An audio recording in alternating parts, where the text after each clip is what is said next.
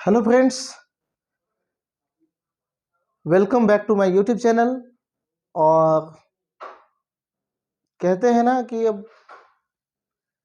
क्या कहते हैं, अच्छा हाँ, दोहा पिछले वीडियो में मैंने कहा था, कल करे सो आज कर, आज करे सो अब, परले होगी कभी तो बहुरी करेगा कब। ठीक है, ठीक कर लेना जी, है ना। तो पढ़ाई चालू कर लो। और देखो next topic, vibrational spectra of metal carbonyl for bonding and structure elucidation. मतलब ये vibrational spectra of metal complex किसी में दिया हुआ है और किसी में थोड़ा सा बढ़ा के दे दिया है। ठीक है, बात बराबर है। हमको क्या देखना है, वाइब्रेशनल स्पेक्ट्रा। पहले तो समझो कि ये वाइब्रेशनल स्पेक्ट्रा आता कहाँ पे है। आपने आईआर रीजन के बारे में पढ़ा होगा। आईआर में वाइब्रेशनल स्पेक्ट्रा ही मिलता है आपको। ठीक है, ये कैसे होता है भाई? तो चूंकि हमको मेटल कार्बोनिल के बारे में पढ़ना है तो मैं उसी को ले रहा हूँ। ठीक है, मेटल कार्बोनिल में क्या होता है, ये कार्बन मोनोऑक्साइड लिगेंड है, ये मेटल जो है जुड़ा हुआ है। अब एक फ्री ले लेते हैं, C triple bond O, free carbon monoxide भी नेचर में मिलता है। तो वाइब्रेशनल स्पेक्ट्रा में क्या होती है, स्ट्रेचिंग एंड बेंडिंग होती है। तो यहाँ पे बेंडिंग वाला तो सवाल नहीं उठता, यहाँ पे बॉन्ड की स्ट्रेचिंग पे सवाल उठता है कि भाई ये बॉन्ड बॉन्ड जो है इलोंगेट हो सकता है, ऐसे वाइब्रेट कर सकता है। ठीक है, ये जो है अगर बॉन्ड यहाँ है तो ये क्या करेगा, ऐसे वाइब्रेट करेगा, या नजदीक आएगा या दूर जाएगा। ठीक है, तो इसकी फ्रीक्वेंसी जो होती है वो होता है 2143 सेंटीमीटर पर सेंटीमीटर। ये है क्या, फ्रीक्वेंसी। जो नेचुरल कार्बन मोनोऑक्साइड जो मिलता है उसकी स्ट्रेचिंग फ्रीक्वेंसी है। कार्बन और ऑक्सीजन के बीच में ट्रिपल बॉन्ड है, यहाँ पे एक लोन पेयर है, यहाँ भी एक लोन पेयर है। ठीक है, इसका स्ट्रक्चर मैंने molecular orbital diagram structure and bonding वाला फर्स्ट वीडियो में ही बताया है, वहां से देखिए। ठीक है, तो वाइब्रेशन स्पेक्ट्रा कब मिलेगा, जब यहाँ पे स्ट्रेचिंग होगी तब। अब स्ट्रेचिंग होगी तो जितनी स्ट्रेचिंग होगी उससे हम क्या निकाल सकते हैं, strength, strength of bond,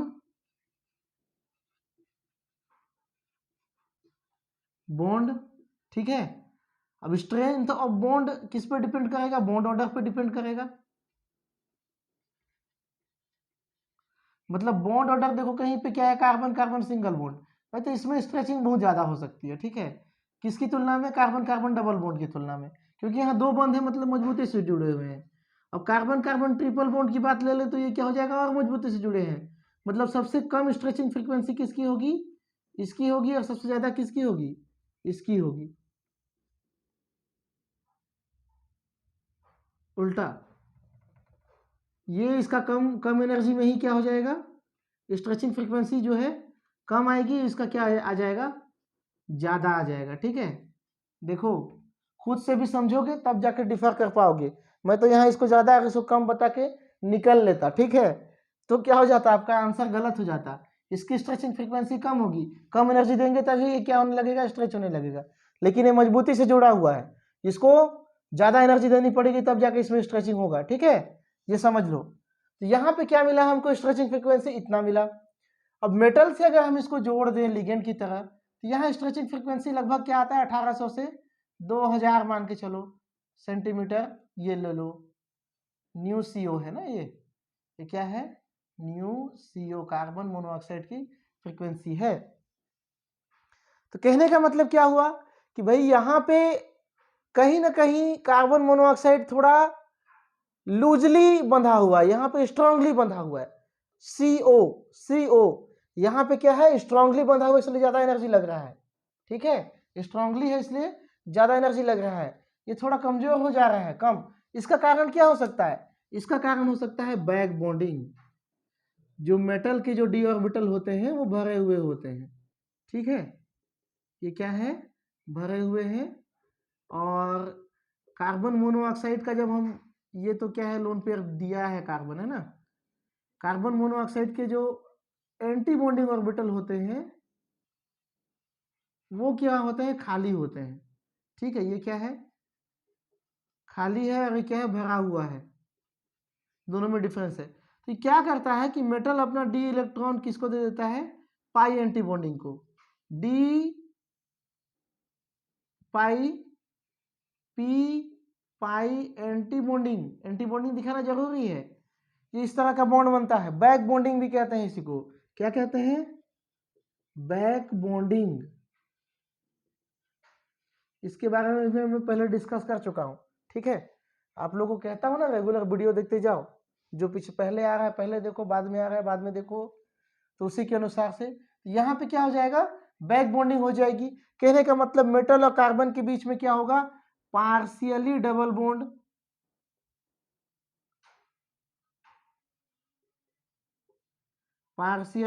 bond, generate हो जाएगा।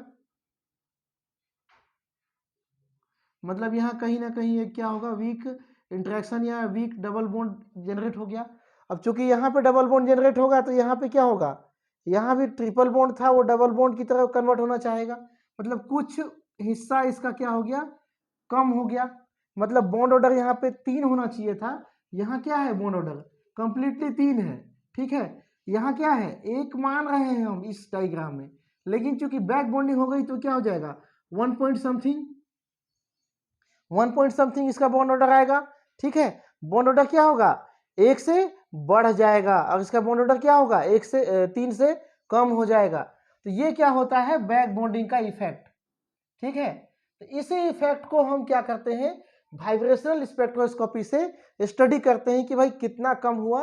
अब वो कैसे पता चलेगा, वो हमको इनकी फ्रीक्वेंसी से पता चल रहा है, इसकी फ्रीक्वेंसी को देखने से पता चल रहा है, ठीक है। मतलब यहाँ पे क्या है, बॉन्ड ऑर्डर का मान कम हो रहा है ना, किसका, CO का। ये हमने लिखा है CO, तो इसका बॉन्ड ऑर्डर क्या होगा, यहाँ पे कम होगा।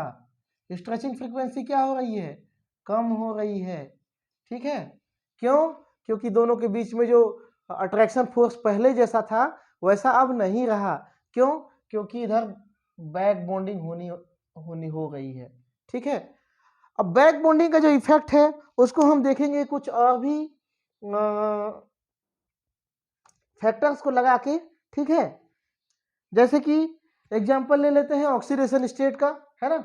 ऑक्सीडेशन स्टेट को चेंज करने से, मेटल के ऑक्सीडेशन स्टेट को चेंज करने पर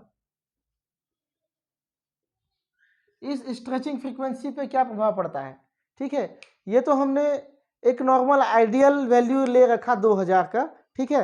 हमने यहाँ 3 कंपाउंड लिया, इसमें ऑक्सीडेशन स्टेट यहाँ पे क्या है, 0 है, यहाँ पे क्या है, -1 है, यहाँ क्या है, -2, किसका, मेटल का।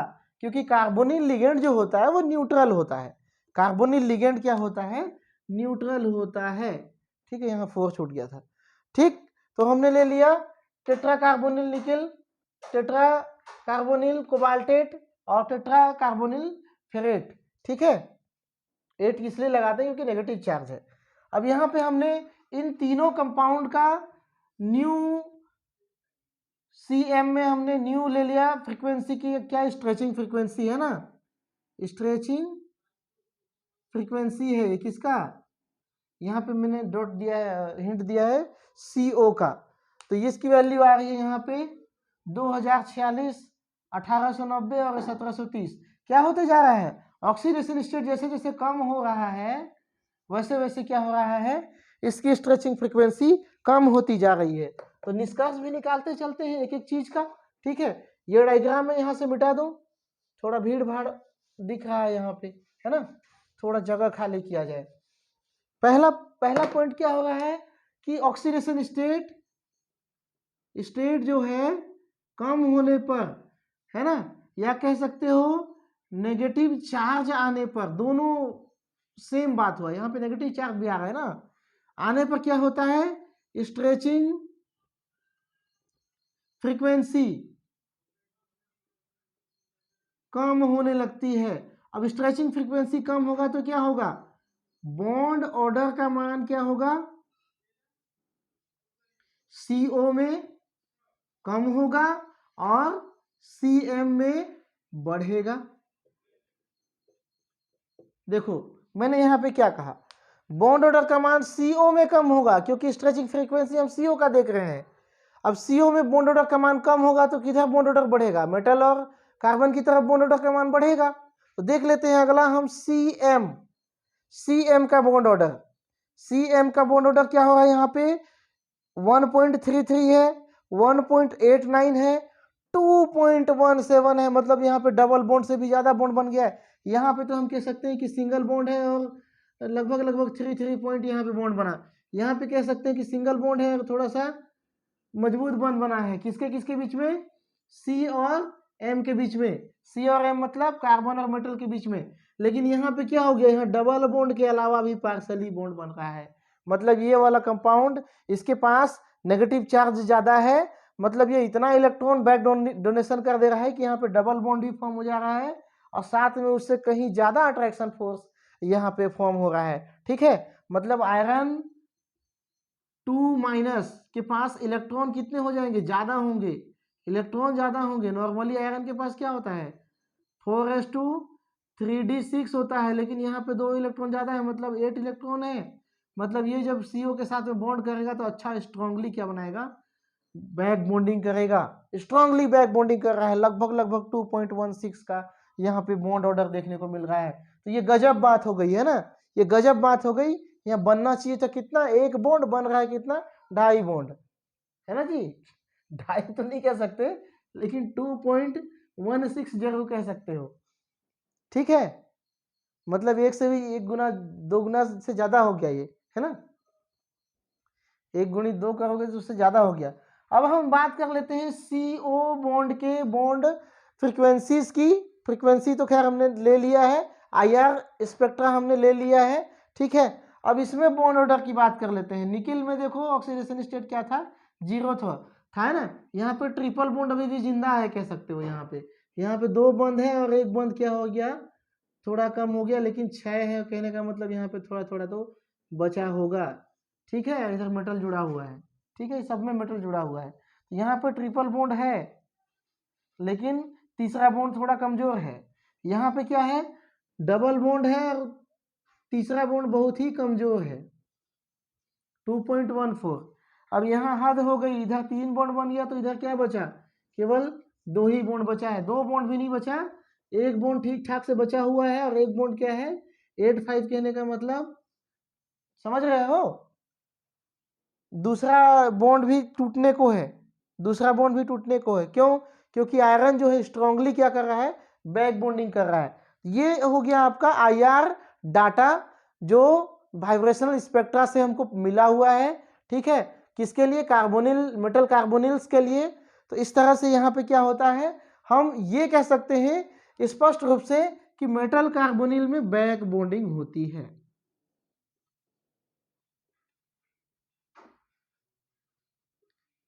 कन्फर्म है। ठीक है, ये भी काफी इंपॉर्टेंट है। ये भी क्या क्या है? बैक बॉन्डिंग काफी इंपॉर्टेंट है।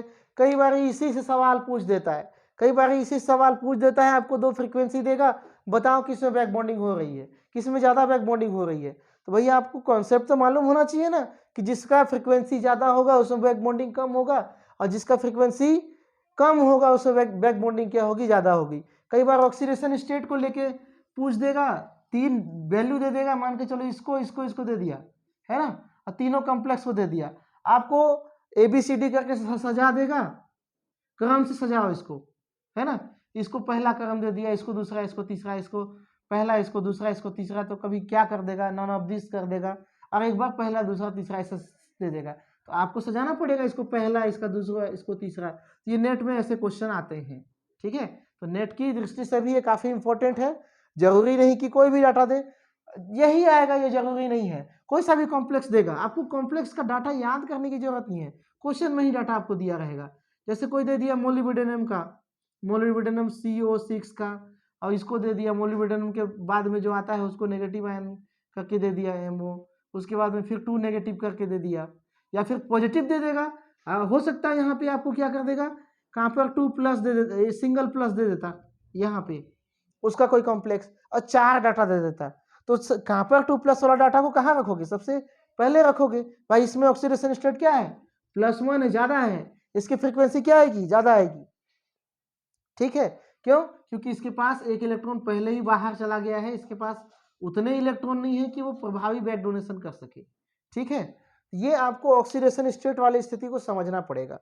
तो यहाँ पे अगर कोई दिक्कत आता है कमेंट मारिए टेलीग्राम में, या फिर इसी में कमेंट मार दीजिए चैनल में ही, आपको सॉल्यूशन मिलेगा, ठीक है। और भैया मैं रिक्वेस्ट कर रहा हूँ, आप लोग के लिए ही बोल रहा हूँ, पढ़ाई चालू कर दीजिए और चैनल को सब्सक्राइब कर लीजिए, जो कि इस तरह का वीडियो आपको मिलता रहे, ठीक है। तो आप सभी का दिन शुभ हो। चैनल में बने रहने के लिए बहुत बहुत धन्यवाद।